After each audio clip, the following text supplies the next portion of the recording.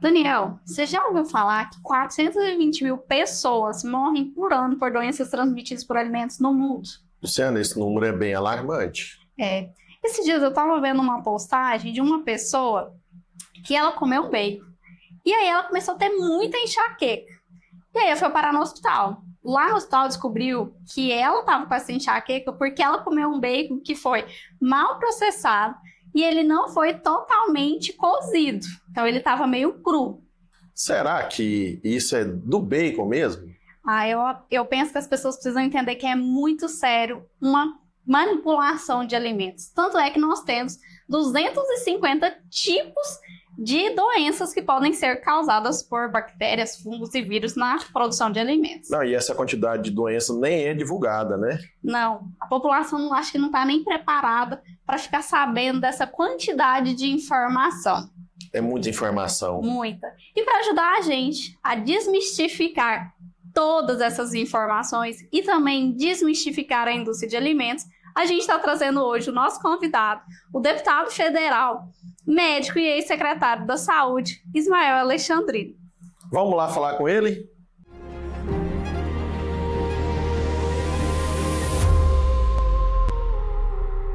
Luciana, obrigado, Daniel. Um prazer estar com vocês assim, conversando um tema tão importante, né, nesse momento. E antes do Ismael começar, eu quero pedir para todo mundo curtir o nosso canal, compartilhar com todo mundo e marcar o sininho. Siga aí, Alimento é Seguro, pessoal. E aí, Ismael, o que você fala pra gente como secretário da Saúde em todas essas questões aí de doenças transmitidas por alimentos? Olha, tem um ditado que é simples, mas é muito verdadeiro, que ele diz que a gente é o que a gente come, né? Isso é literal, né? Tanto a comida, alimento, como também a comida do saber, né? O que a gente lê, né? O que a gente no dia a dia degusta. Então, de fato, e aí sendo literal, a gente é o que a gente come. Então, se os alimentos são saudáveis, aquilo que a gente ingere, tende a ser saudável a nossa vida. Eu digo tende porque existem fatores externos e existe a genética também, né? Mas certamente esse ditado ele vale bastante relacionado à questão alimentar. Então vamos falar assim para quem está nos acompanhando aí. Doença transmitida por alimentos, né? Eu e o Luciano, a gente sabe o que é isso, mas vamos falar para a população o que é essa doença transmitida por alimentos. Olha, o pessoal acha muitas vezes que isso é muito comum nas crianças, né? Sobretudo ali que a gente chama na fase oral, tudo que a criança come, às vezes ela passa no chão, coloca, tem algum germe e tudo mais. Mas é muito além disso, não são só as crianças. Os adultos, e aí eu vou trazer alguns exemplos do dia a dia, inclusive nossos, né, meus, para deixar isso mais palpável para a população. Muitas vezes quando a gente está viajando, sobretudo de ônibus, e eu viajei muito de ônibus na minha infância e na minha adolescência, né?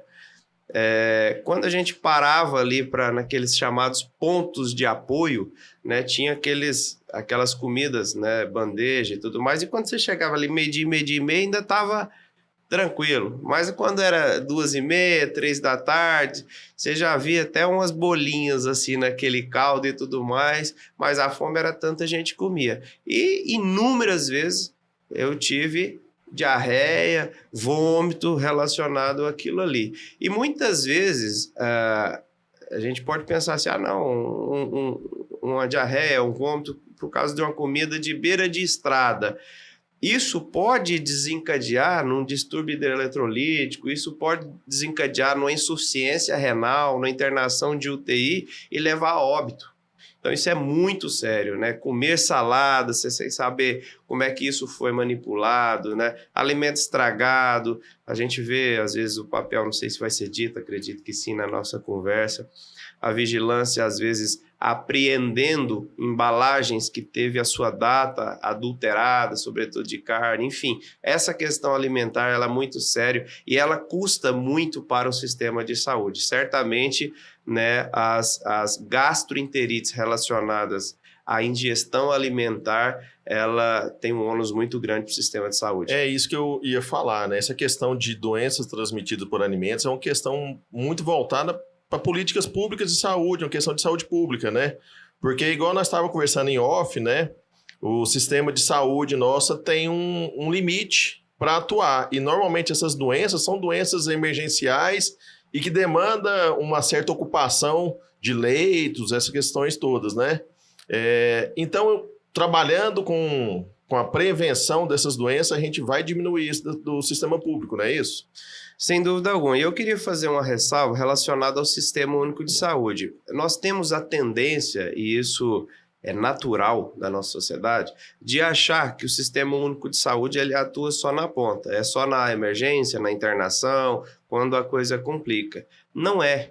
Em se tratando de prevenção e de regulamentação, qualquer supermercado, qualquer frutaria, restaurante, tem a atuação direta de estruturas do Sistema Único de Saúde, que é a vigilância em saúde. Seja a vigilância sanitária, seja, em alguns aspectos, a vigilância epidemiológica. Então, começa muito antes de chegar na porta do hospital ou na porta da unidade de saúde. O papel da vigilância em saúde, o papel do fiscal, ele é fundamental para garantir, né, tanto a padronização daquilo que é regulamentado, discutido e colocado para a indústria de alimentos como seguro, como também para prevenir doenças, né, no futuro.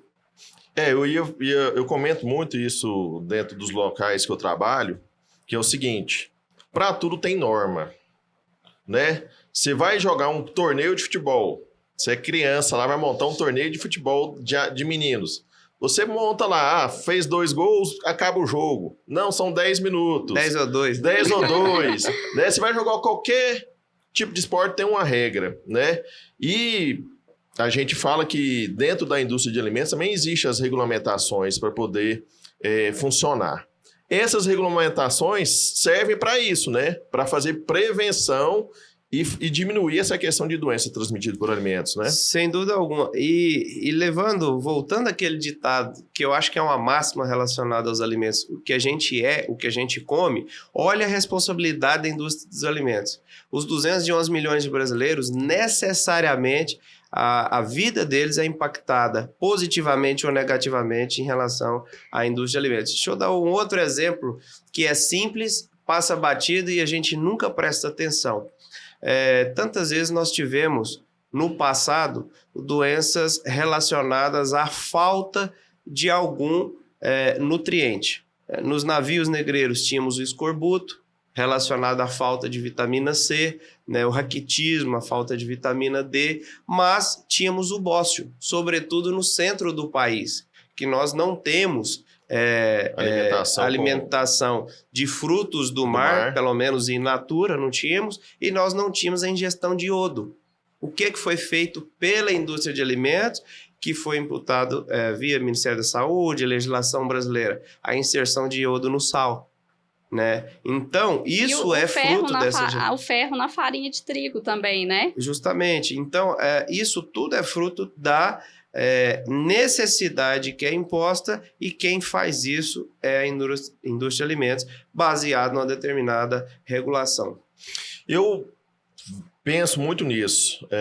Nós somos hoje 210 milhões de brasileiros. Alimentar esses 210 milhões de brasileiros, ele não existiria isso sem indústria de alimentos, não é isso? Sem dúvida alguma, porque a partir do momento que você tem indústria de alimentos, você tem parâmetro. Se você tem parâmetro e regulamentação, você tem escala. E com escala você multiplica. Porque alimentar de manhã, de tarde e de noite 211 milhões de brasileiros e mais de 7 bilhões de pessoas mundo afora é o desafio da humanidade. E o Brasil é considerado, né, o celeiro da alimentação, então as pessoas precisam entender. E até falando nessa questão da regulamentação, né? Por exemplo, quando as pessoas falam assim, tal alimento tem conservante, tal alimento tem isso, tem aquilo. Todos esses aditivos, quando a gente coloca no alimento, eles são para quê? para evitar, né, que ele se contamine microbiologicamente. Mas todos eles são regulamentados pela Anvisa, né? Então, como que é feito, geralmente, esse estudo para regulamentar esses aditivos que são utilizados nos alimentos? Olha, hoje em dia há um modismo de se condenar e se lacrar muita coisa que é benéfica, né? Dando um tom de algo que é politicamente correto e não passa de modismo. Eu prefiro ingerir um alimento que tem conservante do que ingerir uma bactéria deletéria que não tem conservante, porque isso é mais saudável, é menos deletério para a minha vida. Óbvio, precisa ter parâmetro? Sim. Né? A gente, é outra máxima da medicina, o que separa o veneno do remédio é a dose. É a dose. Então, você não vai ter excesso de conservante, mas aquilo que é suficiente para manter a guarda do alimento por um determinado período, para que ele não provoque nenhuma doença, seja ela infecciosa, seja ela irritativa do trato gastrointestinal, é necessário. Então, nós precisamos ter muita consciência, sobretudo os profissionais de saúde, quando fala disso, para não demonizar algumas coisas que são avanços. Tem gente, e aí eu falo da minha área diretamente, que fala assim, mas isso é antibiótico, isso é corticoide. Se bem utilizado na dose correta, no momento certo, ele é necessário, ele salva vidas. Então não tenho nenhuma dúvida que conservantes foi um grande case da humanidade. Ele salva vidas. O que a gente precisa ter é ponderação. Os excessos são perigosos e para isso existe regulamentação. E assim, nem tudo na indústria, como eles falam assim, não como um alimento, por exemplo, que tenha mais de 6 meses de validade. Vamos pegar o exemplo aqui do nosso suco, né, lá da Serra das Galés, que é a nossa parceira. O nosso suco tem 2 anos de validade, não tem conservante. Mas o que a gente tem? Ciência e tecnologia aplicada no processo. Então, assim, o doutor Sebastião Ferro trouxe tecnologia da Itália para a gente produzir o suco. Nós temos 2 tipos de filtragem, nós temos a parte de pasteurização, temos a questão de resfriamento. Então, isso tudo permite que o suco tenha essa data de validade. Então, assim, a gente precisa parar de demonizar. E esses dias eu até ouvi de um fiscal do Ministério da Agricultura, que ele estava me contando de um evento que ele foi, de um congresso, que a pessoa falou, se não é seguro, não é alimento. Acho que isso define tudo. Se não é seguro, então não é um alimento, é outra coisa. E a gente tem que parar com essa questão, porque é uma coisa que me chamou a atenção num evento que você estava, que nós estávamos presentes, que você falou assim que daqui a alguns anos a maioria das mortes serão causadas por problemas mentais e não por outros tipos de doença. Então isso, o fato de, não come isso, faz aquilo, faz isso, faz aquilo, tá deixando todo mundo o quê? Até meio doido, né? Porque minha sobrinha de 5 anos esses dias me perguntando, tia Lu, ovo é proteína? Eu falei, não, ovo é comida. A primeira coisa que eu acho que a gente tem que ensinar é voltar a isso, né? Que alimento é somente comida, não é tudo que a gente demoniza da forma que as pessoas falam. Olha, a sabedoria e a simplicidade do meu velho e finado pai, ele dizia que os excessos são perigosos. Claro que se uma pessoa vai se alimentar, por exemplo, de um salgadinho desse aqui, todos os dias, e todas as refeições serão esse salgadinho, isso certamente vai criar um desequilíbrio do ponto de vista nutricional, né? Vai exacerbar alguns aspectos, tem muito carboidrato, tem um pouquinho de proteína, tem muito conservante, tem. Então, nem ao céu e nem ao mar. A gente precisa ter equilíbrio em relação às coisas. Então, ter discernimento, não é demonizar as coisas. Você citou uma das formas físicas de se conservar alimento, que é a pasteurização, né? Que se faz uma variação de temperatura abrupta e extrema, e isso faz com que os germes deletérios sejam mortos ou inativados, né? É uma forma de conservação? Não é química, é física, mas é fundamental. E isso mudou a história alimentar da sociedade.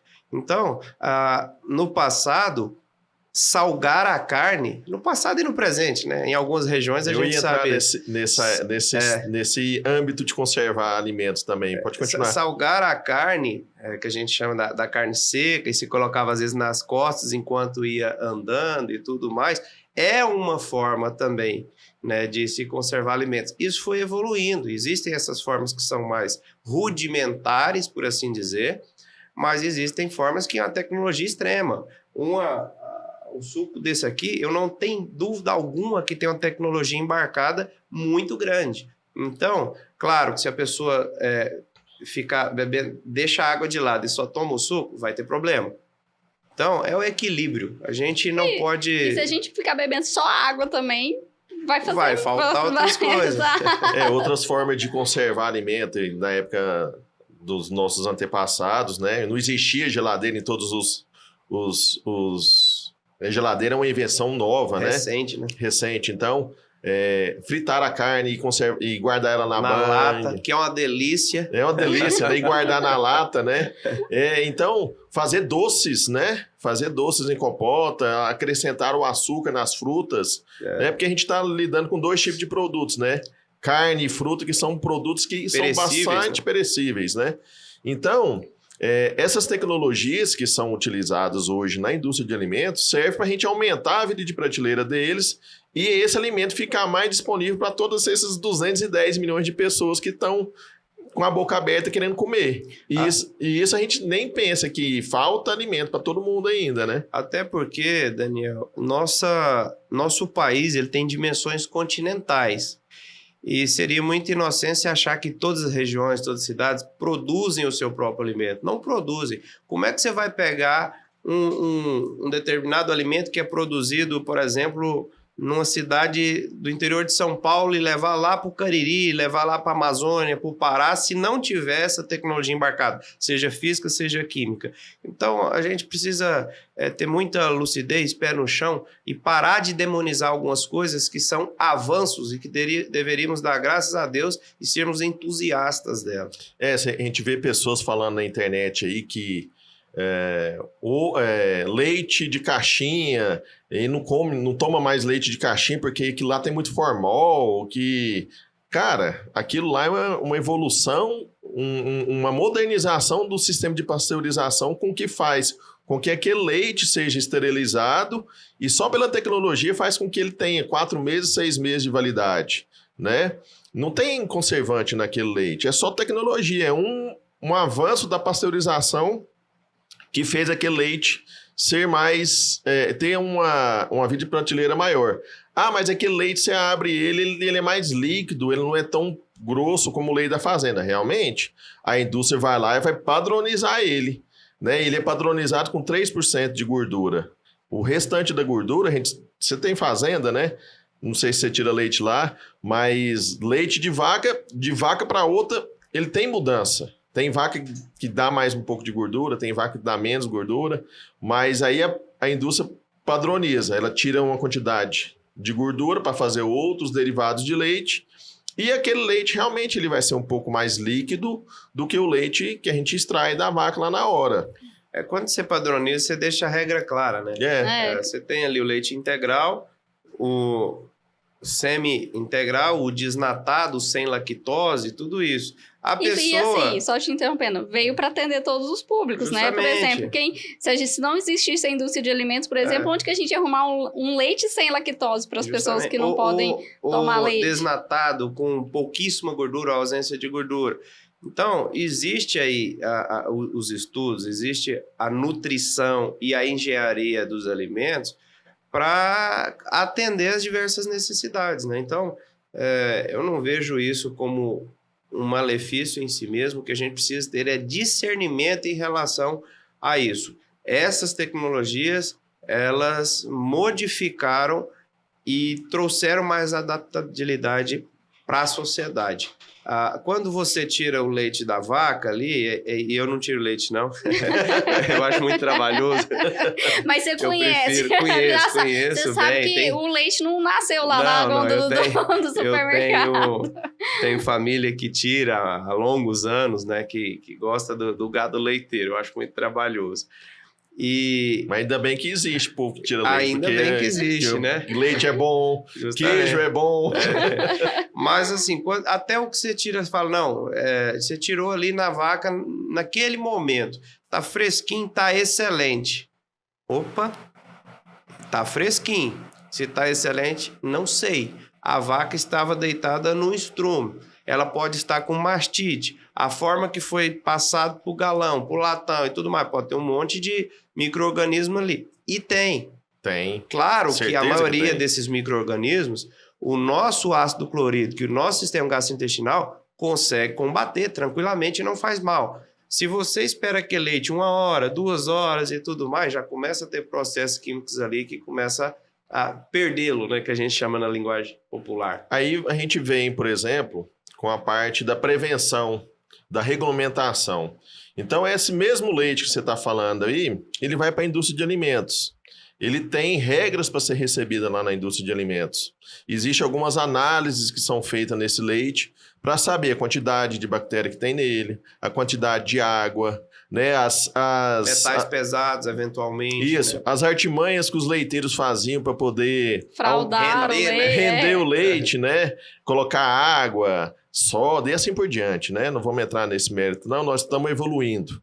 Mas existe essa parametrização, existe esse regulamento para esse leite chegar na indústria com ótima qualidade, para daí a gente ter vários derivados de leite com ótima qualidade também, com excelente qualidade.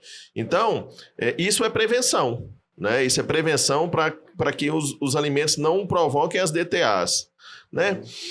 E voltando a falar sobre as DTAs, os sintomas todo mundo conhece. Fala pro público o que são as DTAs. Não, nós vamos fazer o seguinte, nós vamos deixar você, como médico, falar pro público o que são as DTAs. Doenças transmitidas por alimentos, né? Os sintomas são bem genéricos, né? Porque dor de barriga, diarreia, dor de cabeça. Tem febre também, tem algumas que causam vômito, febre. Mas né? elas não são provocadas pelos mesmos micro-organismos, né? E quais são os principais micro-organismos envolvidos nessas doenças? Olha, que são absolutamente comuns, sobretudo em alimentos frescos ou armazenados eu volto ao bandejão lá do restaurante, né? Salmonela, Shigella, essas coisas são os campeões. Né? Não são só esses, obviamente, mas Salmonela e Shigella eu acho que são os campeões das estatísticas do dia a dia aí. E aí você fala, é só uma salmonelinha. Eu já vi infecção, e eu sou de unidade de terapia intensiva, de salmonela, que é uma coisa que, usando uma linguagem popular, que vira a pessoa do avesso, e como eu disse, dependendo do nível de diarreia, de vômito que dá e de irritação, leva a sepse, que é uma infecção né, generalizada, leva a insuficiência renal, paralisação dos rins, pode levar à insuficiência hepática. Então, assim, é muito grave. Intoxicação alimentar é absurdamente grave. E é muito difícil de lidar com infecção alimentar quando ela chega nesse nível de gravidade. E outra coisa, assim, do mesmo jeito que a gente evolui, as bactérias também evoluem, Sem né? dúvida. Então, assim, a salmonela presente no ovo, por exemplo, a partir da década de 90, acho que mais pro final, acho que 98, que todos os ovos hoje, praticamente 99% dos ovos hoje são contaminados com salmonela. Uhum. E aí, por isso que todo mundo fala, né? Ah, não come ovo cru. Sim. E antes, ou, né, mole, com a gema mole. Por quê? Por causa disso, né? E aí, às vezes, o povo fala assim, mas antigamente a gente tomava gemada.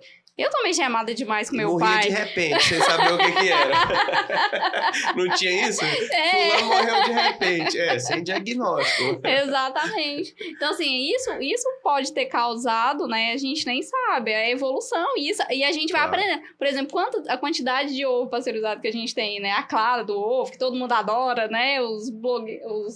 O pessoal que malha adora, né, tomar, tudo hoje, a indústria, né, a vigilância de saúde vai fazendo. Quanto mais você batia, ficava branca, mais habilidosa era a pessoa. Não, e isso também vem... Tem uma questão de tudo isso, sobre esses sintomas. A pessoa, às vezes, está com esses sintomas de diarreia, vômito, vai lá no posto de saúde... ou vai numa consulta, o médico vira e fala assim, não, isso é virose. Meio que generaliza. Você acha que isso é meio uma generalização ou realmente existe uma virose que provoca os mesmos sintomas? Não, existe o fato e existe o desconhecimento. Né? Fato existem viroses que provocam sintomas gastrointestinais? Óbvio que existe. Dor no corpo, diarreia, indução ao vômito e tudo mais, isso é um fato. Só que isso não pode ser banalizado, né? E hoje em dia, até pela formação médica de algumas universidades, eu não gosto de generalizar, tem universidades excelentes, alunos excelentes, mas infelizmente tem aluno de medicina que sai da faculdade que não sabe a fisiologia das doenças, não sabe a farmacologia dos medicamentos, né? E não ouve o doente. Às vezes, se você tivesse 2 minutos a mais de conversa, ia saber que ele passou num determinado lugar, comeu determinada coisa, e ele está, na verdade, com intoxicação alimentar, provavelmente por uma bactéria. E aí, como ele não ouviu, tem que fazer a coisa muito rápido, ali no pronto-socorro ele fala que a virose é isso mesmo e tudo mais. E aí passa um medicamento errado. Tem gente, antigamente, se passava muito Imosec, né? Tudo era Imosec. Não, fulano tá com muita diarreia, Imosec. Aí o que você precisava expelir e combater, você guardava dentro do trato gastrointestinal e seria... Hoje a moda é um tiorfã da vida, alguma coisa. Então, assim, eu acho que essa é necessário. E é uma doença muito comum de pronto-socorro, a intoxicação alimentar. E a virose também. Mas gasta 1 minuto a mais, faz 3, 4, 5 perguntinhas a mais para o paciente, que isso aí que já ajuda bastante. Algumas dessas doenças provocadas por alimentos são de notificações obrigatórias, não é isso? Isso serve para a gente fazer uma varredura? Explica isso para a gente. Sem dúvida. Na vigilância em saúde, né? E aí entra o aspecto da vigilância epidemiológica, tem várias questões que são de notificação compulsória. Tem as doenças virais, que são hoje a mais em voga, talvez seja a Covid-19, né? Que passamos, infelizmente, uma pandemia recentemente, mas existem... contaminações alimentares que também são, né? Seja de bactérias ou não é muito falado e é muito condenado quando tem contaminação por metais pesados também. Para isso, existe órgão dentro da vigilância sanitária e existe órgãos tipo o Inmetro, por exemplo, que faz as medições dentro daquelas regulamentações, porque determinada questão pode ter no alimento? Pode, mas tem um nível de tolerância, pode de tanto a tanto. A gente é acostumado a ver, às vezes, no jornal, marcas tais, o Inmetro, passou isso, passou aquilo. Teve uma vez que eu participei de uma investigação, assim, na verdade, eu acompanhei uma análise, na verdade, a segunda análise, de uma bebida exportada aqui para o Brasil, e aí ele estava com excesso de cobre. E aí a fiscalização pegou, e aí eles tiveram que fazer uma contraprova. E eu estava lá como representante da empresa. E acabou que realmente tinha excesso de cobre. E isso vai, né, prejudicar a população. E aí, só discorrendo mais um pouquinho sobre essa questão da notificação, geralmente tem o contexto populacional envolvido. Por exemplo, existe, sobretudo nas escolas públicas, a merenda, né? A merenda escolar. Em determinado dia aconteceu diarreia com 4, 5, 10 crianças lá e tudo mais. Obrigatoriamente você tem que fazer uma investigação epidemiológica relacionada àquilo ali, né? Então, sempre que tem, não é só a questão de, eu suspeito do germe tal. Não é só isso. Quando tem impacto populacional e que pode desencadear problemas em série, obrigatoriamente isso é feito. Esse exemplo prático mesmo acontece quando em escolas ou quando é em hotéis, restaurantes, hospitais, né, que tem impacto populacional. Obrigatoriamente tem que ter um agente da vigilância em saúde, né, capacitado para isso, para fazer toda a análise e tentar identificar a origem disso para corrigir isso aí. A gente pensa na produção de alimentos, a gente tem que pensar na complexidade daquela produção e na importância. Por exemplo, você falou de creche. Nós estamos falando de crianças que são, imunologicamente falando, mais incompetentes do que uma pessoa adulta, né? O sistema imunológico do adulto é melhor do que o da criança. E aí nós vamos, assim, no restaurante, a quantidade de pessoas que um restaurante atende, vai no supermercado, vai numa indústria. Então, de acordo com essa complexidade, a legislação ela tende a ser mais rigorosa, não é isso? Justamente. Isso é previsto em lei, não é? Nós temos no nosso sistema brasileiro inúmeras regulações relacionadas a isso. Sempre que a gente vai, por exemplo, numa indústria mesmo, é muito semelhante à indústria de medicamentos. Às vezes você não entra na sala, às vezes você tem aquela anticâmara ali. Assim, Ismael, você já visitou alguma indústria de alimentos? Então você tem a anticâmara, tem menos interferência humana, né? E quando tem interferência humana, tem a regra de paramentação, do que se utiliza, tal e tudo mais. Então, a indústria, ela tem um cuidado muito grande e muitas vezes a gente é muito simplista e leviano, às vezes, exaltando alguns alimentos ali que são feitos de uma total falta de higiene. Uhum. Eu não estou falando higiene extrema, não quero mãos pasteurizadas, não. Estou falando Mão lavadas. lavar a mão, né? Pastelzão frito ali na feira, com óleo repetido e tal, E tá ali há 2 meses. tal. Não é o que a gente vê na indústria. Então, assim, a gente precisa separar muito bem o joio do trigo. Claro que existem indústrias que, às vezes, fraudam, existem empresas que têm uma conduta que não é apreciada, mas aquelas que atendem a regulamentação é muito criterioso, né? Você tem sistema de ar a vácuo, né? Não deixando contaminar na recirculação, a limpeza programada, além de ser os produtos adequados, tem ali a planilhinha de tal hora periódica você fez, né? Então, tem um cuidado muito grande. A quantidade de partículas suspensas no ar, né, de germes e tudo isso é medido. Então, eu acho que isso é um grande avanço que a população não tem conhecimento que é assim. Eu costumo falar, às vezes, que uma indústria de alimentos precisa ser quase igual a um centro cirúrgico. Por quê? Porque ela precisa estar livre de qualquer tipo de contaminação ali dentro. Porque só para as pessoas entenderem. Você já fez alguma cirurgia? Pensa num centro cirúrgico. Não teve todo o cuidado, você não teve que fazer isso, lavar a mão, entrar com a roupa. É a mesma coisa, gente. A gente não pode levar, porque dependendo da roupa que a pessoa tiver, ela pode levar, né, a contaminação ali para dentro também. Como existem casos, a gente já viu funcionário, às vezes, não lava a mão, passa no uniforme, aí o uniforme fica contaminado, e aí contamina os alimentos. Então, isso tudo é pensado na indústria de alimentos, né? Justamente. E às vezes o processamento em si, né?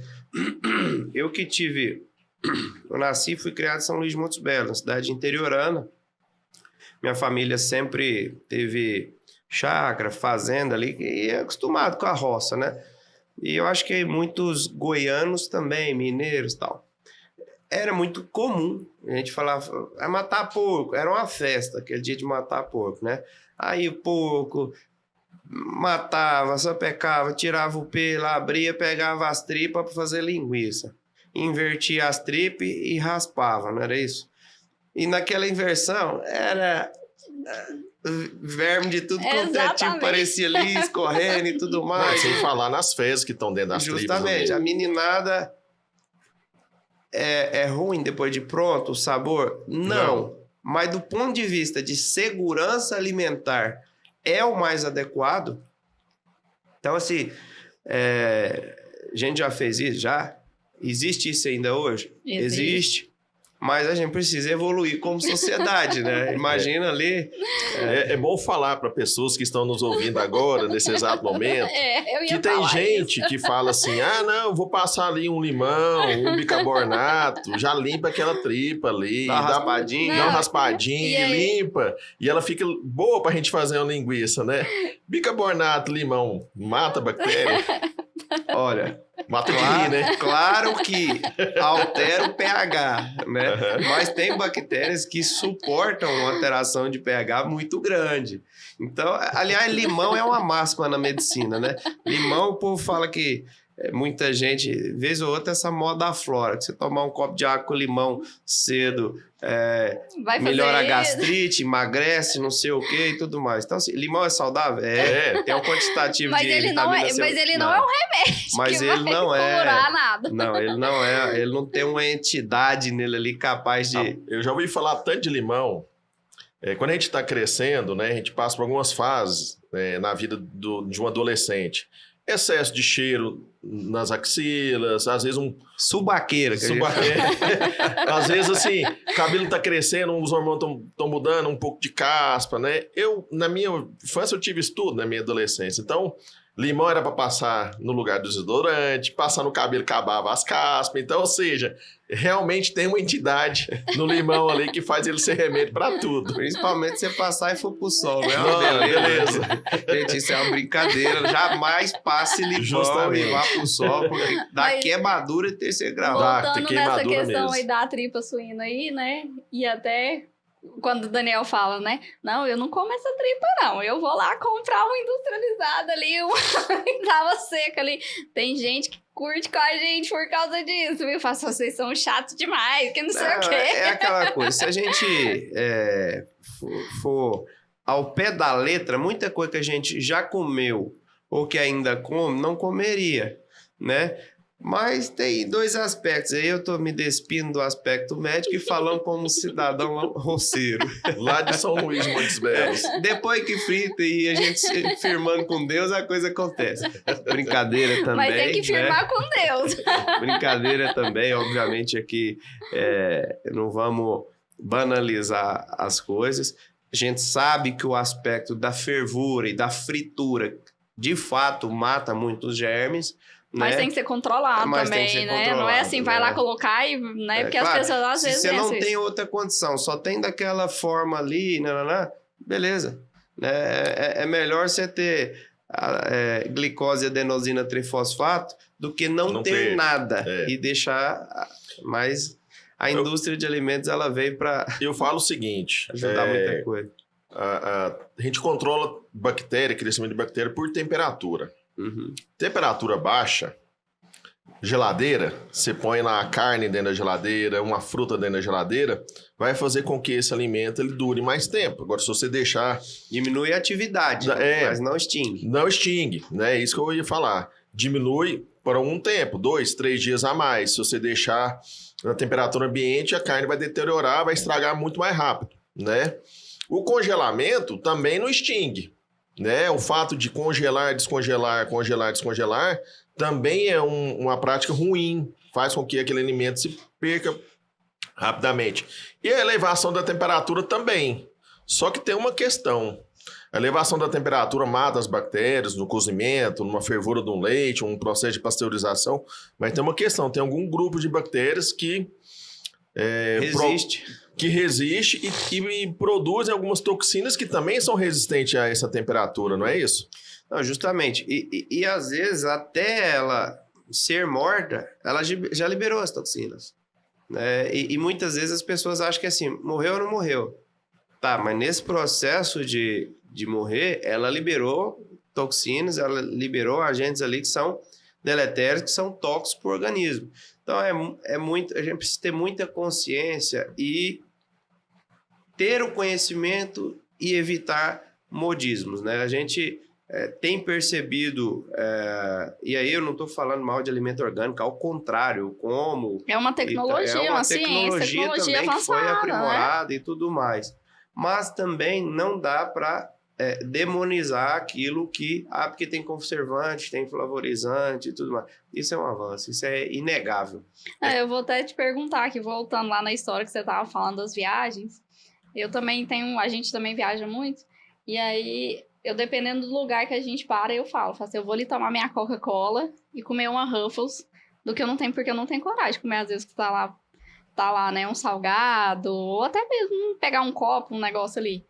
E você toma Coca? Eu tomo Coca. Toma. Não E sei aí, se eu posso falar o que eu penso, não, mas... Pode, vamos lá, vamos aproveitar. Eu tomo. Engraçado. Você toma Coca. E assim, faz tão mal como... Vamos ver sua visão de médico, né? Porque a gente... Quando eu era criança, meu pediatra, certa vez, isso minha mãe me contou, não lembro, que eu era muito novo ainda. Eu tinha tido uma diarreia por intoxicação alimentar e tudo mais, e uma das coisas que ele falou foi, não, toma Coca-Cola. Porque tem eletrólitos, tem água, tem açúcar e tudo mais. Aí minha mãe espantou e falou, Coca-Cola? Coca-Cola, dona Divina, Coca-Cola. E era comum. É comum você tomar, às vezes, Coca-Cola quando você faz muitos exercícios. É normal você ver, por exemplo, no Mundial de Ciclismo, no ultramaratona, no triatlo, alguma coisa assim, Ironman, eles pegando, né, a Coca e tomando. O excesso, obviamente, ele é perigoso. E só fazendo uma comparação, hoje em dia tem o modismo da Coca Zero, ou dos refrigerantes que são zero. Falando só da Coca em si, o zero, ele não tem açúcar, mas ele tem mais sódio do que a normal. Eu não sou diabético, eu sou hipertenso. O zero seria recomendado para as pessoas diabéticas, justamente, não é? Ou que tem propensão e tal. Eu sou hipertenso, eu faço uso de medicação antihipertensiva.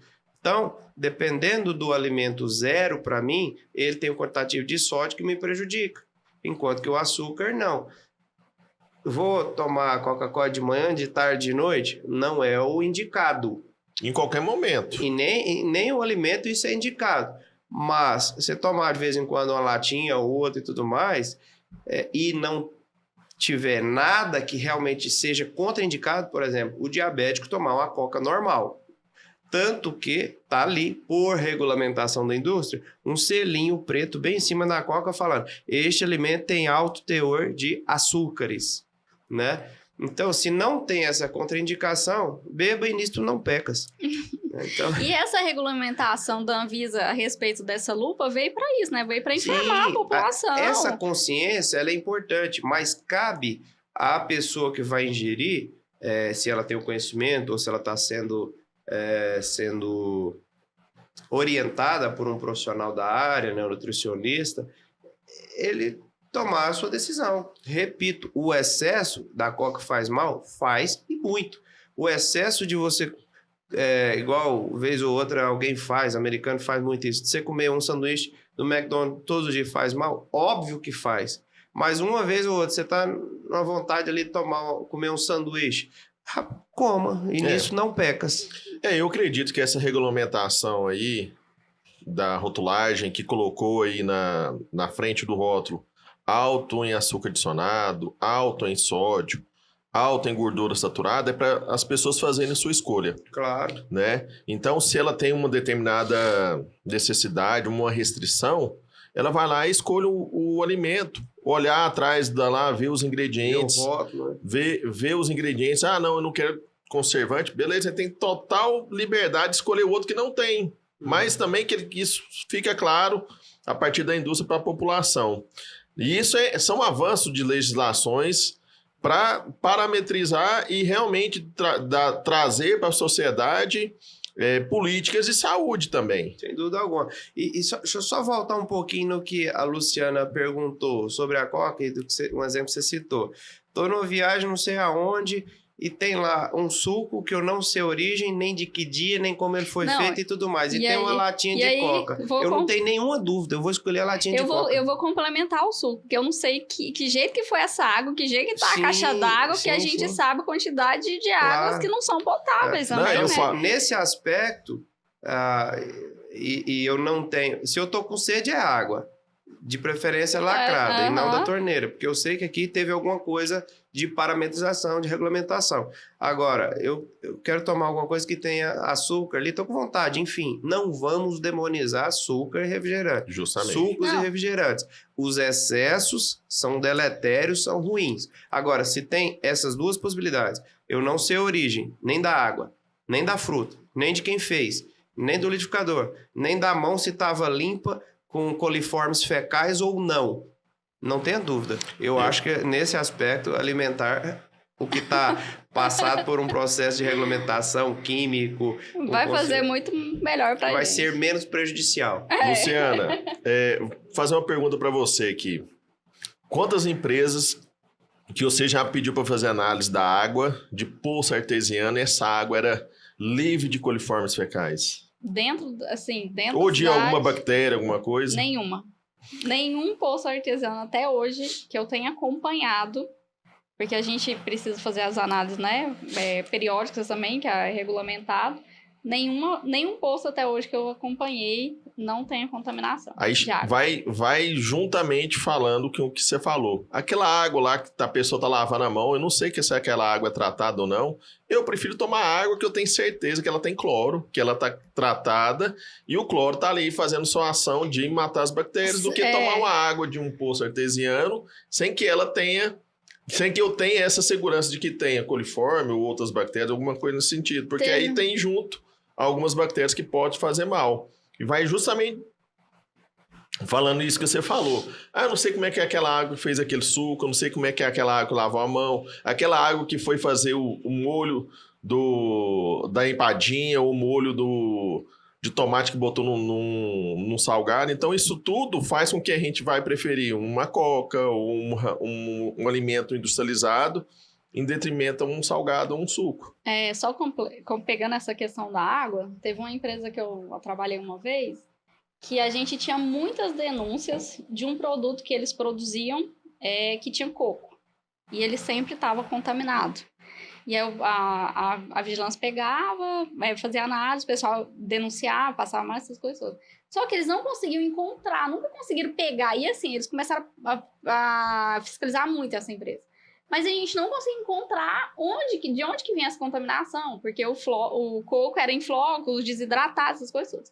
E quando a gente foi fazer a análise da água, a gente viu que o poço era contaminado, e a gente, fez todo o trabalho lá para deixar a água potável. E aí, fiquei, nessa empresa um bom tempo, e a gente nunca descobria. E fazia análise da mão dos manipuladores, da mesa, dos equipamentos, coisa tudo. E depois de um bom tempo que eu tava lá, um dia o pessoal foi montar o produto com esse coco na minha frente. E aí, quando eu olhei, eles pegaram o coco e foram reidratar ele na torneira. Uhum. Aí, só que assim, a água já estava potável, né? Aí eu olhei e falei assim, gente, sabe por que aquele produto dava contaminação? Porque a água que a gente estava usando para hidratar esse coco estava contaminada. Então, assim, é uma coisa tão... A gente, às vezes, nem imagina que é uma coisa tão séria que pode, Foi uma coisa assim, e foi muito fiscalizada. A empresa quase foi fechada por causa disso. Uhum. Você tem uma noção, Aí assim, veio o como... papel da fiscalização, que está prevenindo, problemas lá na ponta da saúde e diminuindo essa questão de pessoas que ficam doentes, né? E a criação tanto da fiscalização quanto a parametrização que a gente chama de POPs, que são os procedimentos operacionais padrão. Repetir aquilo ali para evitar erros. E quando você tem procedimentos operacionais que são padronizados, você consegue avaliar cada fase. Se tivesse absolutamente padronizado e escrito, eu avaliei a embalagem, avaliei as mãos, não avaliei a água ainda, avaliei a água. Então, assim, a fiscalização, ela vem para realmente... E muitas vezes a fiscalização, a gente só começou a fazer a análise da água, porque é a questão, que eu não sei, como as legislações são muito novas, que a gente produz alimentos há anos... constantemente são modificados. E então, assim, a maioria das pessoas, dos empresários que têm indústria, não conhece da lei. E aí, quando a gente chega com um profissional e fala, você tem que fazer uma análise da água, aí eles pensam, não, mas por que eu vou fazer? A vigilância nunca me pediu. E aí, nesse caso, eles não queriam fazer, mas aí a vigilância sanitária chegou lá, porque a gente teve um outro problema de contaminação no suco de laranja, e aí a gente constatou que a água estava contaminada, e por isso que a gente estava tendo problema no suco de laranja que a gente estava vendendo. Então, assim, aí começa a entender que a vigilância está ali, não é só para pegar no pé, não é porque a vigilância sanitária é chata, é porque realmente a gente precisa pensar na saúde das pessoas. As indústrias falam, lá vem o fiscal da vigilância. Exato. O fiscal da vigilância, ele é necessário, ele tem o conhecimento tanto da legislação quanto da padronização, e a ação dele... Primeiramente, ela é pedagógica, ela não é punitiva. Claro que, às vezes, tem um que tem um aspecto mais punitivo, A punição também é necessária, às vezes. Mas a gente precisa de pacificar isso aí. Porque assim, chega o fiscal lá e faz uma orientação educativa, pedagógica. Uhum. Aí o dono da empresa ele não quer, não, já faço isso há tanto tempo, vou continuar fazendo. Eu que sei. Exato. Ou ele fala assim, a empresa é minha, o fiscal vai mandar na minha empresa. Aí, vem numa próxima vez, ela já não vai mais educar. Porque lá atrás ela pediu, o fiscal pediu e não aconteceu nada. Já passou essa fase da já orientação, passou da agora é da punição. Aí... É naquilo, ou é na dor, ou é no amor, né? Se no amor já não foi, então vamos pra dor, né? Onde dói, nas penalidades, né?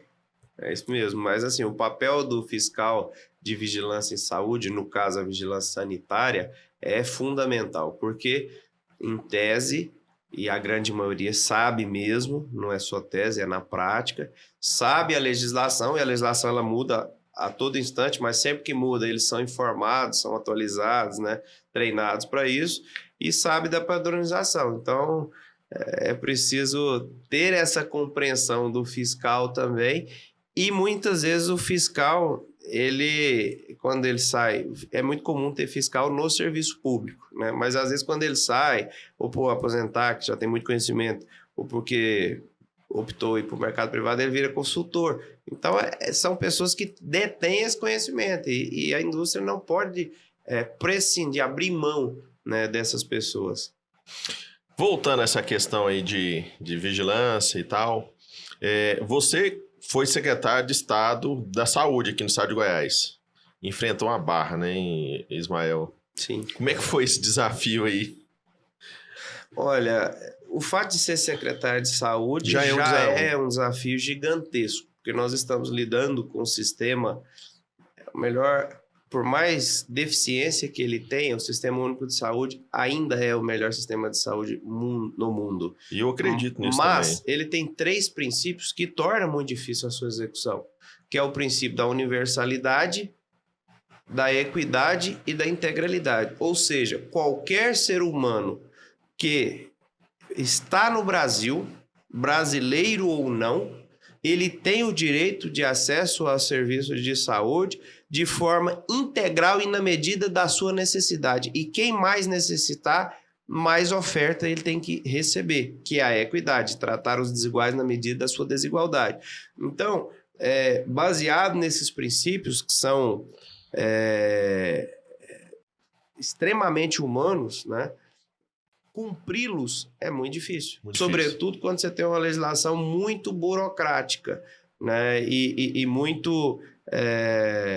são vários órgãos, né, de controle com visões diferentes. Um olha o aspecto financeiro, o outro o aspecto de normativa do dia a dia, de legislação, de rigor de documentos e tudo mais. Então, é muito difícil.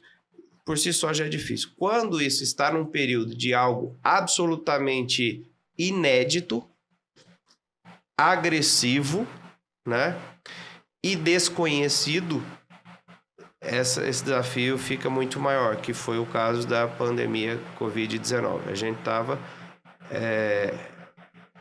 deparando com algo absolutamente desconhecido, letal, né, e com impacto populacional absurdo. A humanidade nunca tinha passado por aquilo. Então, realmente foi muito difícil e nós dependemos de muitas pessoas boas na equipe para conseguir fazer um trabalho para salvar vidas.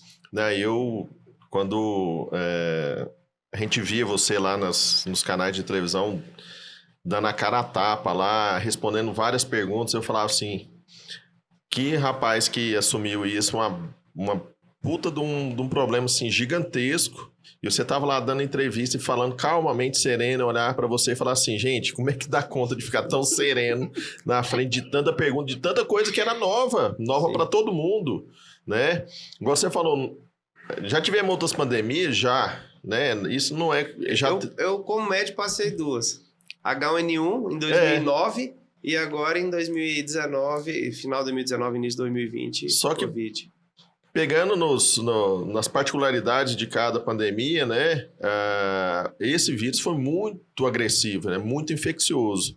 Então, ele teve uma devastação, mas espalhou-se de uma maneira tão rápida que quando começou aqui, não, isso é coisa lá da China, não vai chegar aqui não, e de repente chegou e acabou com tudo, né?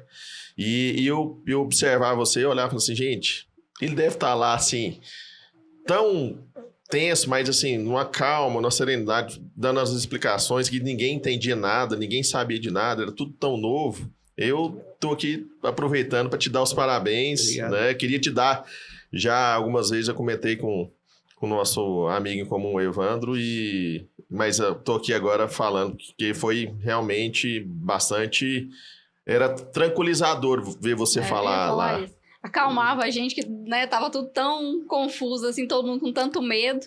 E a gente acalmava quando a gente via você falando lá daquele jeito. Obrigado. Eu estendo esse agradecimento à equipe, né? A gente não faz nada sozinho, mas 2 princípios que eu passei para a equipe desde o início, eu fui absolutamente fiel a eles em todo momento. O primeiro era que jamais a gente ia banalizar a vida, né? Custasse o que custasse, teríamos dificuldade, mas não íamos banalizar a vida. E segundo, que nós não criaríamos pânico na população, porque o pânico, ele não era um instrumento que ia ajudar em absolutamente nada. Enquanto muita gente adorava criar pânico para sair na mídia, e outros, infelizmente, banalizavam a vida também na mídia, a gente buscou o caminho do equilíbrio no sentido de preservar a vida, manter essa serenidade, e infelizmente muitas vidas foram ceifadas, mas eu acho que essa postura também salvou muitas vidas. Não, salvou as vidas e salvou as pessoas também de ter um colapso mental, um colapso nervoso, porque chegou-se um momento das pessoas nem encostar nelas, em outras, nem pegar as coisas, tocar o botão do elevador com um lápis, com uma coisa, ficar com medo de pegar na maçaneta, nos corrimões. Então, assim, gerou-se por falta de conhecimento, uma paranoia, né, assim, muito muitas grande. Muitas pessoas não morreram do vírus, mas infelizmente se suicidaram, né? Isso precisa ser dito. Eu perdi colegas médicos que estavam no enfrentamento que provocaram a morte deles mesmos, suicidaram, e isso precisa ser dito. E assim, quando eu tive 2 vezes a Covid, estava vacinado entre a primeira e a segunda vacina, foi mais brando os sintomas em mim, tive muita dor de cabeça, mas quando você estava ali no seu isolamento da sua casa, ali no seu quarto, ou num quarto que se destinou a você, que não é o seu, foge ali da dinâmica habitual da casa. E você olha na televisão, olha as estatísticas, e eu tinha todas. Eu acho que para mim o frio na barriga era até maior, porque eu tinha todas as estatísticas, sabia ipsis liter o que estava acontecendo. Aí você fala, aquilo lá sou eu agora, eu estou com isso. Como é que vai ser o desfecho em mim? Se a cabeça não estiver muito no lugar, realmente altera bastante. Tanto que, logo no início, nós montamos uma estrutura para receber ligações das pessoas e ter orientação psicológica, tudo. Em alguns pontos de atendimento também a gente tinha, porque esse aspecto psicológico, ele mexeu muito na pandemia. Uma das questões que a pandemia parou vários setores da economia, mas não parou a indústria de alimentos, né? Uhum. Naquele primeiro... lockdown de 15 dias, de 15 né? dias, eu e a Luciana, a gente chegou a parar alguns dias de trabalhar, mas aí a gente olhou um para a cara do outro e falou, opa, mas as indústrias não vão parar e a gente não vai parar, né? A gente também foi enfrentar lá dentro das indústrias porque precisava de alimentar as outras pessoas, né? E a indústria não parou por quê? Porque a população também precisa você não morde comer. o vírus, morde de fome. A indústria de alimentos não parou porque é parte essencial. Como é que foi o trabalho das questões de vigilância sanitária, vigilância... Vamos voltar mais para a parte da indústria de alimentos mesmo, né? Epidemiológica também você pode falar. Dentro desse período, como é que foi atuar nisso aí? Olha, primeiro, nós buscamos ter discernimento em relação àquilo que era realmente essencial, que não podia de forma alguma parar, e avaliar os processos de trabalho dentro daqueles estabelecimentos, se eles eram potencialmente contaminantes, não dos alimentos, mas de replicar pelas pessoas através dos perdigotos, nas gotículas, ou não. E algumas a gente até mexeu, algumas normativas, algumas instruções nesse sentido. Mas a indústria de alimentos e a indústria farmacêutica, né, eram absolutamente essenciais naquele primeiro momento. E continuaram sendo, não só naquele primeiro. Mas essa questão da indústria de alimentação, do ponto de vista de cuidado com os alimentos, a gente sabia que já tinha. O olhar e o viés não era este propriamente, era entre as pessoas e na relação do que você poderia contaminar o alimento e alguém pegar o alimento, levar a mão na boca, alguma coisa nesse sentido e se contaminar. E também de pessoa para pessoa também. Então, foi muito mais essa questão populacional que a gente avaliou para evitar a transmissão em massa, né? E aí, assim, pegando essa questão da indústria, já é frequente, né? A gente pensar, a própria fiscalização, pensar na questão da saúde do colaborador, né? Sem dúvida. Pensando, né, se ele vai estar doente ou não, por exemplo, se ele está... não sei, você como médico, uma doença que a pessoa pode ter ali e passar, fora o Covid. Não, na verdade, eu acho que a Covid, ela trouxe mais conscientização nisso também. Para o próprio Justamente, funcionário, porque né? isso já é uma preocupação de algumas indústrias e já é uma preocupação de algumas culturas. Mesmo antes da pandemia, às vezes a gente viajava fora, percebia pessoas da cultura oriental, sobretudo japonesa, utilizando máscara quando estava com algum nível de sintoma, né? E isso não era comum aqui no Brasil. Você estava numa fila ali, a pessoa tossia no seu, popularmente, cangote ali, escarrava, e ok, normal isso.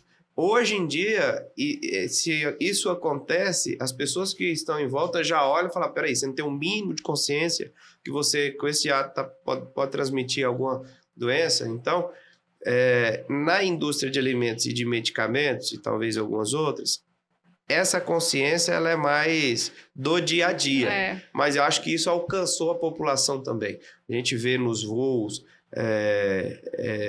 hoje em dia, às vezes as pessoas estão com medo, ok, coloca, porque não sabe quem está ali, normal, não tem que ser condenado essas pessoas, é uma atitude correta, né, de que ela se sente segura daquela forma, e às vezes a pessoa está com um sintoma mínimo, né, viajou, amanheceu com a garganta ou com uma coriza, alguma coisa, coloque a proteção. Mesmo porque o sintoma é comum, né, tosse, pigarro, é comum de uma gripe, então até você ser diagnosticado com Covid ou com uma gripe, algum resfriado, esse sintoma é comum. Então, a pessoa, às vezes, já prefere se preservar ali, preservar o colega, e isso aí é bem benéfico. Por exemplo, o mês atual, né? Mês de março. Eu não sei se o podcast ele é atemporal, mas nós estamos no mês de março, gente.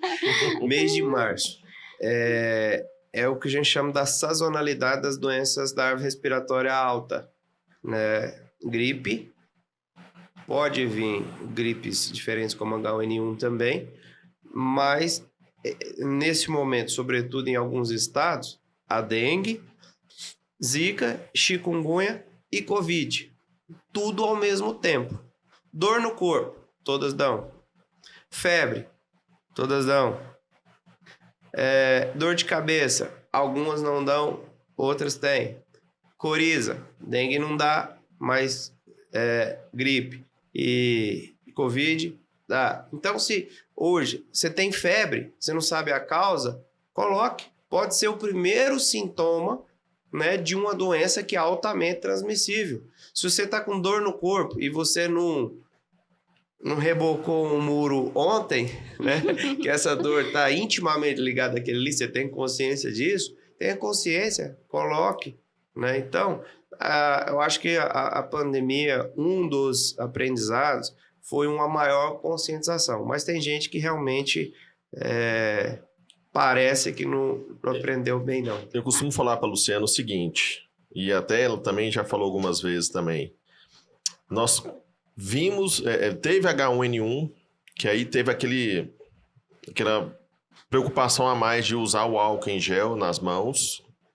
Começou bem durante a Covid, aconteceu mais ainda, e eu acho que isso veio para fazer com que a gente tem que deixar o mundo cada vez mais limpo, mais utilizar essa cultura da limpeza, da higienização, mais próximo de todas as camadas da população. A gente, você viu aí na época, hoje da dengue, a quantidade de pessoas que acumulam lixo dentro das suas casas, lixo, vasilhames e alguma coisa, né? E aumenta a quantidade da proliferação do mosquito.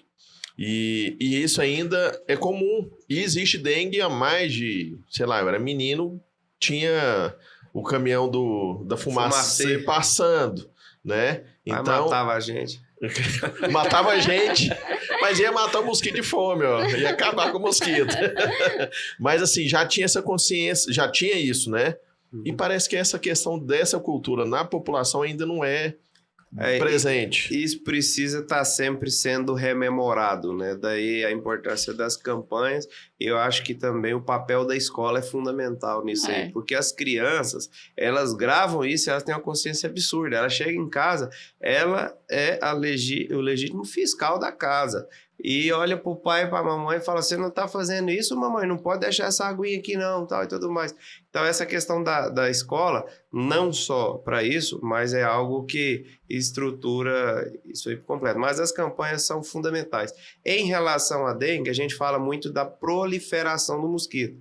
Esquece de falar, esse ano até começou, já falei isso algumas vezes, do uso do repelente, né? Porque o mosquito, se ele estiver contaminado, mas se ele não te picar, você não vai ter a doença. Então, eu acho que são duas formas de tratar isso. Existe o repelente que você pode passar, existe aqueles repelentes que você põe na tomada, acaba... Sim, então... aí assim, é importante conversar com as pessoas que têm conhecimento para saber o que é mais adequado. Porque tem alguns que passam que dão alergia, alguns são hipoalergênicos. Alguns que colocam tomada, que exala aquilo ali, tem pessoas que têm alergia também, né? E tem coisas que a gente toma também, né? Vitamina B, por exemplo, dá um suor mais graduado, você fica... que minha mãe fazia na infância, que surte efeito, mas me deu muito trauma e eu não como hoje em dia, eu detesto, que é alho. Ele fazia eu tomar chá de alho, que é bom, que o mosquito não pica. Nem o mosquito não pica, nem ninguém chega perto, porque 10 o metros cheiro de já tá distância, bem exalado. Mas a gente sabe que tem alimentos que alteram, agora, sem brincadeira, altera o cheiro do suor, o cheiro da urina, né? Então, se tiver um profissional para instruir, mas via de regra e hoje em dia a indústria, né, melhorou muito, a indústria farmacêutica, a maioria são hipoalergênicos, não provoca alergia, então passa o repelente. Você tomava chá de alho, meu pai ia pescar nos rios aqui no estado de Goiás e tomava pinga com alho. E ele disse que era repelente. É mesmo, o cheiro Mas aí, assim, ó, a função da vigilância de saúde é tão grande que, assim, é pensar na população, da saúde da população por um todo. Que aí a gente vê também alguns papéis que ela faz na indústria de alimentos, né? Não só na indústria, no serviço de alimentação, que é o quê? Esse ambiente não pode estar muito quente. Por quê? Pensando no quem tá trabalhando ali, né? Isso aqui, o barulho. Por quê? Porque senão, pensando também, né? Porque a pessoa pode desenvolver alguma doença, né? Auditiva. Isso aqui tem que ter uma passarela para não passar no sol. Isso aí eu já vi muitas vezes as pessoas questionando, mas por que a vigilância sanitária tem que me pedir uma passarela pro meu funcionário passar no sol? Aí eu sempre falo, né? Gente, a vigilância pensa na saúde por um todo. Sim, na saúde do trabalhador também, né? Então... E a saúde do trabalhador é algo que precisa estar não só incorporado na nossa cultura, mas entendermos isso com naturalidade. Às vezes as pessoas não sabem, mas dependendo do nível de ruído, te induz algumas coisas. Dependendo do nível de exposição de luz e da forma que a luz é exposta, pode desencadear, por exemplo, epilepsia, crise convulsiva. Então, tudo isso hoje em dia é uma área que avançou muito. A saúde do trabalhador, a medicina do trabalho, isso avançou muito, né? A CIPAS hoje em dia faz um trabalho bacana. Precisa de amadurecer muito? Precisa ainda. Mas eu acho que nos últimos 20 anos isso aí deu passos largos. Botar dentro dos projetos que a gente aprova, locais para descanso. Locais para descanso. Dos colaboradores. A ergonomia, evitar LER, que é a lesão de esforço repetitivo, a altura disso, a altura daquilo. Então, assim, tudo isso é pensado. Existe a ciência disso hoje em dia, né? Mas a pessoa não criou a lei ali porque ela quis, né? Porque às vezes o pessoal fala, não, mas quem criou a lei nunca veio aqui dentro de uma indústria. Não é assim, né? Tudo é muito pensado, Quando estudado. a gente vai criar, e agora eu posso falar isso com propriedade, que hoje eu sou legislador, né? Sou deputado federal, quando chega um tema pra gente, por mais que seja um tema que você não o domine tão bem, existe um instrumentinho chamado audiência pública. O que a gente faz? A gente faz um simpósio, uma audiência pública, e chama todos os entendedores do assunto. Né? No nosso caso aqui, chamaria a indústria, chamaria o fiscal, chamaria o médico, o nutricionista, o engenheiro de alimento, todo mundo, para você ter uma visão mais ampla. Então, o legislador, ele não precisa ser especialista naquilo. Ele precisa ter a capacidade de estimular a discussão e, a partir da discussão, depreender o que é principal e aí sim redigir. E isso é revisado depois também para não ter nenhuma falha. Então, essa área que muitas pessoas veem como, desculpa o termo, mas é o termo que se usa, encheção de saco, elas são necessárias e elas preservam a vida das pessoas. Eu ia tocar nesse assunto agora que você está na parte de legislar, de pensar nas leis. Hoje, o celular está aqui para a gente trazer conhecimento. A internet está aí, é uma ferramenta de conhecimento. Acaba que a gente vê algumas informações que chegam na gente de locais fora do Brasil que você vai, por exemplo, numa cidade... Vou dar esse exemplo que eu vi há pouco tempo. Nova York. Você vai passear por Nova York, aí tem as dicas de restaurante. Vocês, blogueiros de turismo e coisa e tal. Hoje em Nova York tem um selo, tem uma placa de identificação em determinado restaurante que ele é classificado de A até D, pela vigilância lá da Prefeitura de Nova York. Sendo que A, ele é bem avaliado pela vigilância. B, ele está com boa avaliação, mas tem algumas coisas para melhorar. Em C, tem alguma coisa estrutural, algumas questões para melhorar também na parte de manipulação, alguma coisa assim. E D, uma classificação bem mais baixa. Existe, ou já foi pensado, isso hoje você, como profissional da saúde, se existe alguma questão nesse sentido para a gente, por exemplo, escolher os nossos restaurantes a partir desse viés de análise de questão referente à questão sanitária de restaurante ou indústria, alguma coisa nesse sentido? Olha, projeto de lei específico disso que eu tenha conhecimento, não. Vou até pedir para minha equipe agora fazer vasculhar isso e tudo mais. O que a gente percebe é algumas questões de mercado, né? Que eles fazem os guias e tudo mais e fazem ali localização, conforto, limpeza, atendimento, preparo, sabor e tudo mais. Mas são guias do ponto de vista mercadológico, turístico e tudo mais. Mas eu acho importante, porque a partir do momento que você estabelece critérios, parametriza e compara, você permite escolhas conscientes. Né? E aí a pessoa vai falar assim, não, esse restaurante aqui, ele tem um critério de preparo de alimentos com higiene absurda, isso é importante para mim. E a estrutura física dele, o aconchego é ruim. Não, isso não é importante para mim, não. Agora tem pessoas que vão priorizar outras questões, né? Então... Eu costumo falar, assim, para todo mundo, que a gente trabalha muito em todos os segmentos, né? Eu e a Luciana, a gente trabalha nessa parte de consultoria na indústria de alimentos em todos os segmentos, desde o agro, passando pela indústria de transformação, supermercado, até restaurantes, padarias. Então, assim, a gente já viu muita coisa nessa nossa vida de consultor. Então, assim, às vezes você vai num supermercado, o supermercado tem a fachada linda, tem as gôndolas limpas, tem tudo limpo lá para atrair o cliente. Aí você vai nos bastidores. Aí é um açougue que está faltando uma higienização, é um estoque que tem problemas de armazenamento, com goteiras. É uma máquina de carne moída que tem um monte de carne lá naquele tubo ali, alguns dias. E alguns dias, né? Aí você vai no estoque, tem problema estrutural, o chão tá ruim, tem problema de controle de pragas. Então a gente fala assim, a gente vê a frente, mas não vê os bastidores. E a gente fica sabendo que tem alguns estabelecimentos que é muito bonito, alguns restaurantes é muito bonito, mas a cozinha suja.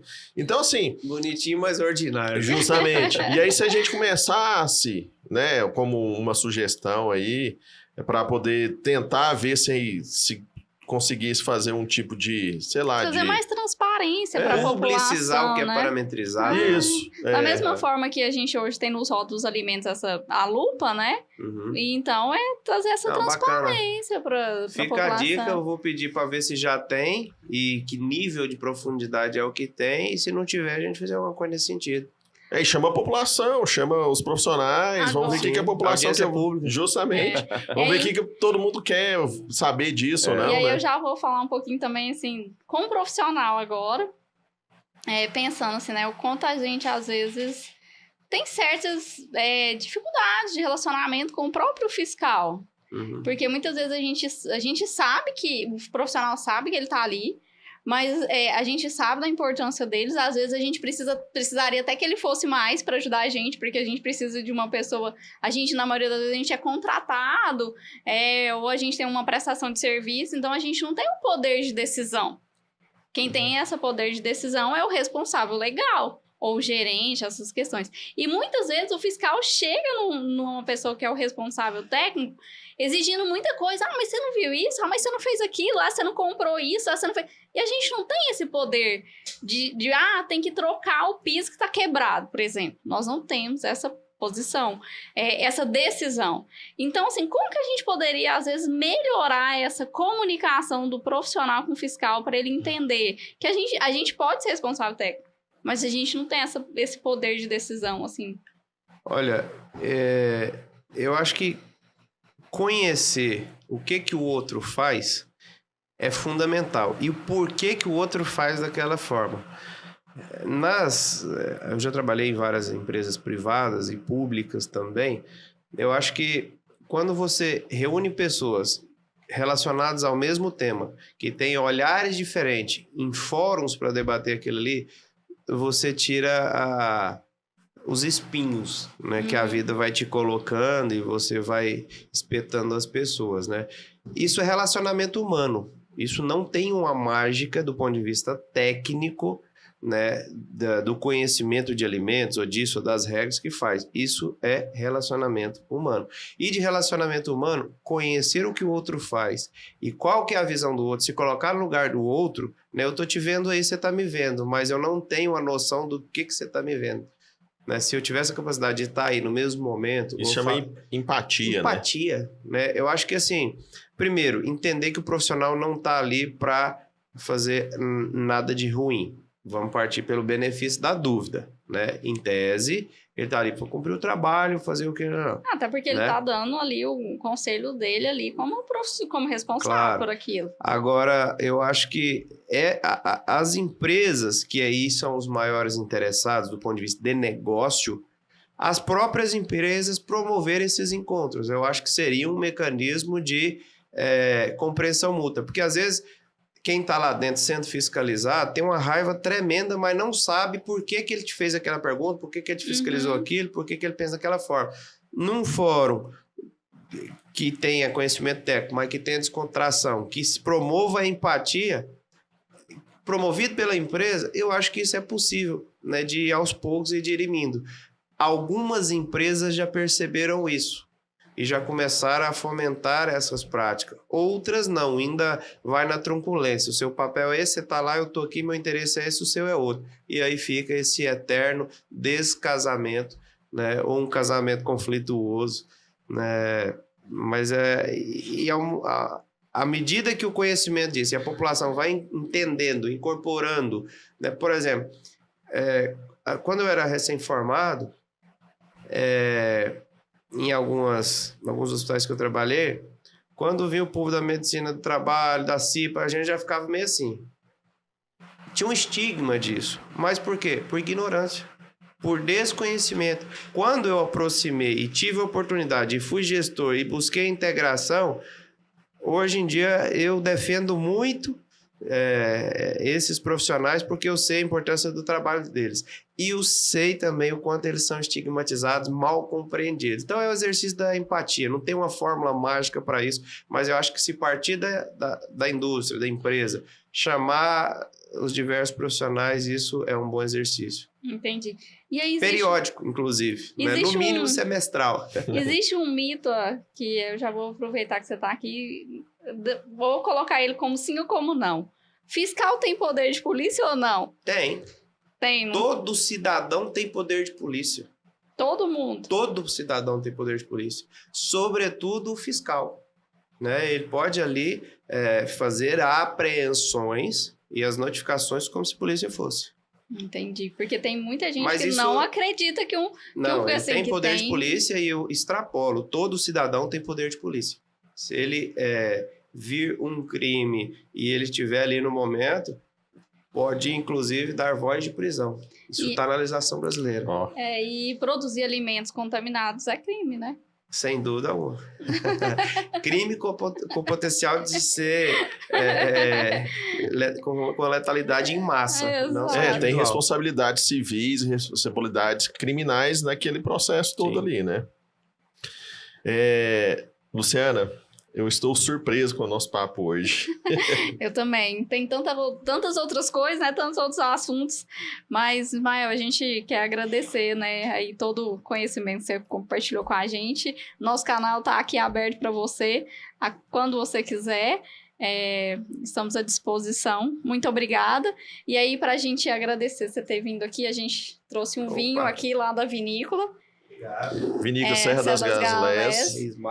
E aí, se você quiser ir lá conhecer também, nós temos passeio guiado lá para conhecer a vinícola, para conhecer os parreirais, tem almoço. Obrigado. Então, assim, é só você pedir o pessoal, né, a sua equipe entrar em contato lá, que pelo Instagram deles lá, que a gente consegue receber você lá, tá bom? Ismael, como é que, além de deputado, você tem suas redes sociais? Como é que o pessoal consegue entrar em contato com você? Olha, se for do ponto de vista de pautar e ter reuniões, é via gabinete mesmo, né? Meu gabinete é o 854, anexo 4 da Câmara. No site da Câmara, digitou Ismael Alexandrino, deputado federal, gabinete, aparece lá, telefone. E pode marcar tranquilamente. Tem um e-mail também, que é dep.ismaelalexandrino@leg.br, cam.leg.br. É ruim pelo e-mail. É comprido, né? É melhor pelo telefone do gabinete mesmo. Marca. A gente vamos deixar aqui as a rede social Instagram, ismael.alexandrino. E aí, assim, se eu também não concordo com a lei que existe, o que eu tenho que fazer? Te procurar para você ajudar a mudar a lei hoje, justamente, né? As leis, elas não são perenes, né? Necessariamente. A sociedade evolui, a legislação precisa evoluir também. Se hoje a lei permite isso ou proíbe isso, é uma questão temporal, circunstancial e daquela sociedade em que ela é aplicada. Ela pode mudar, ela não é imutável, não. E hoje, como agente legislador, estou aberto aí às discussões e para que possamos receber essas demandas, se necessário for fazer audiência pública e melhorar a nossa legislação para melhorar a nossa vida. Muito obrigado mais uma vez. Queridos, fiquem com Deus. Não esquece de nos seguir, ativar as notificações, compartilhe, curta lá com a gente, tá? Até mais. Até mais, pessoal. Tchau, tchau. Obrigado.